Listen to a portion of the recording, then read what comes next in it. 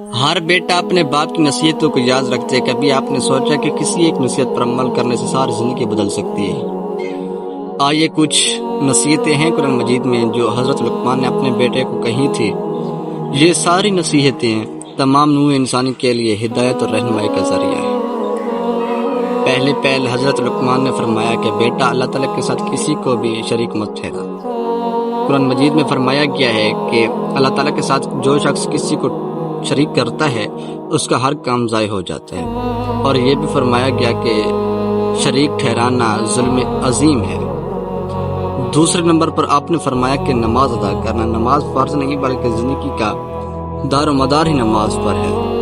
نماز کسی حال میں معاف نہیں، چاہے آپ بیمار ہیں، صحت مند ہیں، مصروف ہیں، جو بھی ہیں، آپ نے نماز ادا کرنی کسی حال میں معاف نہیں ہے۔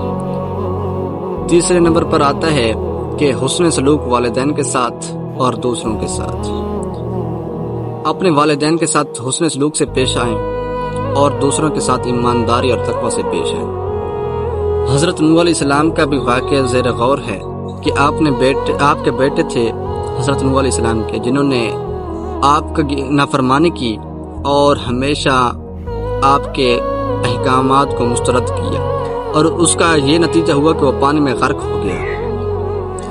چوتھے نمبر پر آتا ہے فضیلت اور صبر کا پیغام، کہ اللہ تعالیٰ پر ہمیشہ کامل ایمان رکھو، جب بھی کوئی مشکل آئے صبر کرے، اور یہی نتیجہ ہے تمام انسانیت کے لیے، یہی سبق ہے کہ صبر کریں اور استقامت سے کام لیں۔ ہمیں ان نصیحتوں سے یہ خلاصہ ملتا ہے کہ اللہ تعالیٰ کا ڈر اور شکر، صبر اور فضیلت، نماز کی اہمیت اور عبادت کو بیان کیا گیا۔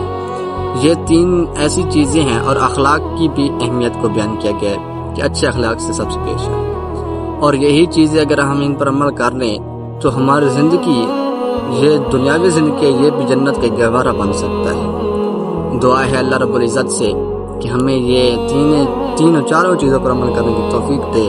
اگر یہ ویڈیو پسند آئی ہو تو لائک شیئر لازمی کر دینا، اور اپنے دوستوں کو بھی یہ نصیحت